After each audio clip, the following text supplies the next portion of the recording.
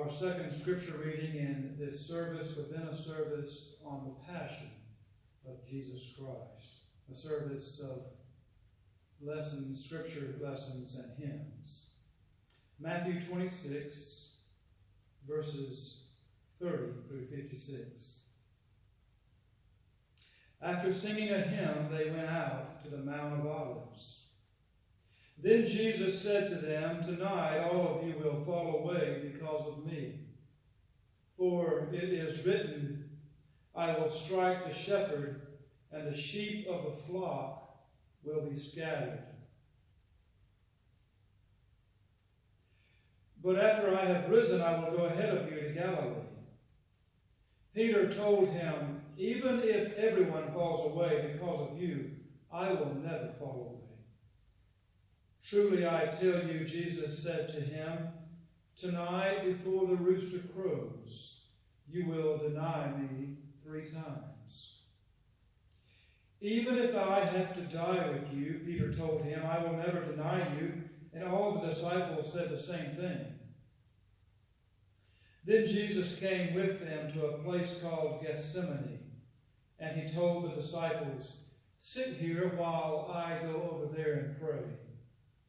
Taking along Peter and the 2 sons of Zebedee, he began to be sorrowful and troubled. He said to them, "I am deeply grieved to the point of death.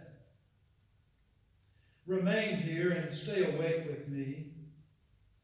Going a little farther, he fell face down and prayed, "My Father, if it is possible, let this cup pass from me, yet not as I will, but as you will." Then he came to the disciples and found them sleeping. He asked Peter, "So couldn't you stay awake with me 1 hour? Stay awake and pray, so that you won't enter into temptation. The spirit is willing, but the flesh is weak." Again, a second time he went away and prayed, "My Father, if this cannot pass unless I drink it, your will be done." And he came again and found them sleeping, because they could not keep their eyes open. After leaving them, he went away again and prayed a 3rd time, saying the same thing once more. Then he came to the disciples and said to them, "Are you still sleeping and resting? See, the time is near. The Son of Man is betrayed into the hands of sinners. Get up, let's go. See, my betrayer is near." While he was still speaking, Judas, one of the 12, suddenly arrived. A large mob with swords and clubs was with them, from the chief priests and elders of the people. His betrayer had given them a sign, "The one I kiss, he's the one, arrest him." So immediately he went up to Jesus and said, "Greetings, Rabbi," and kissed him. "Friend," Jesus asked him, "why have you come?" Then they came up, took hold of Jesus, and arrested him. At that moment, one of those with Jesus reached out his hand and drew his sword. He struck the high priest's servant and cut off his ear. Then Jesus told him, "Put your sword back in its place, because all who take up the sword will perish by the sword. Or do you think that I cannot call on my Father, and he will provide me here and now with more than 12 legions of angels? How then would the scriptures be fulfilled that say it must happen in this way?" At that time, Jesus said to the crowds, "Have you come out with swords and clubs as if I were a criminal to capture me? Every day I used to sit teaching in the temple, and you didn't arrest me. But all this has happened so that the writings of the prophets would be fulfilled." Then all the disciples deserted him and ran away. The Word of God.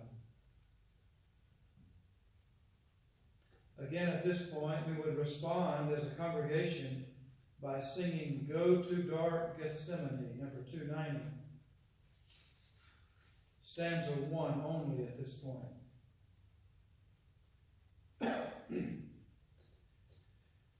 Go to dark Gethsemane, ye that feel the tempter's power, your Redeemer's conflict see. Watch with him one bitter hour, turn not from his griefs away. Learn of Jesus Christ to pray.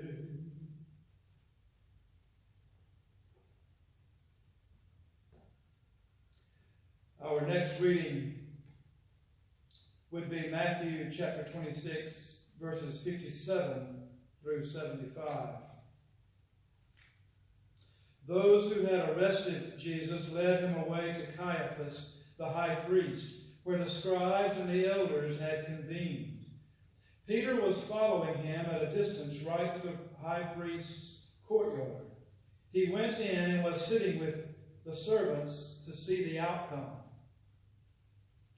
The chief priests and the whole Sanhedrin were looking for false testimony against Jesus so that they could put him to death, but they could not find any, even though many false witnesses came forward. Finally, 2 came forward and stated, "This man said, I can destroy the temple of God and rebuild it in 3 days." The high priest stood up and said to him, "Don't you have an answer to what these men are testifying against you?" But Jesus kept silent. The high priest said to him, "I charge you under oath by the living God. Tell us if you are the Messiah, the Son of God." "You have said it," Jesus told him. "But I tell you, in the future, you will see the Son of Man seated at the right hand of power and coming on the clouds of heaven." Then the high priest tore his robes and said, "He has blasphemed. Why do we still need witnesses? See now, you've heard the blasphemy. What is your decision?" They answered, "He deserves death." Then they spat in his face and beat him. Others slapped him and said, "Prophesy to us, Messiah, who was it that hit you?" Now Peter was sitting outside in the courtyard. A servant girl approached him and said, "You were with Jesus, the Galilean, too." But he denied it in front of everyone. "I don't know what you're talking about." When he had gone out to the gateway, another woman saw him and told those who were there, "This man was with Jesus, the Nazarene." And again he denied it with an oath, "I don't know the man." After a little while, those standing there approached and said to Peter, "You really are one of them, since even your accent gives you away." Then he started to curse and to swear an oath. "I don't know this man." Immediately a rooster crowed, and Peter remembered the words of Jesus that he had spoken, "Before the rooster crows, you will deny me 3 times." And he went outside and wept bitterly. The Word of God.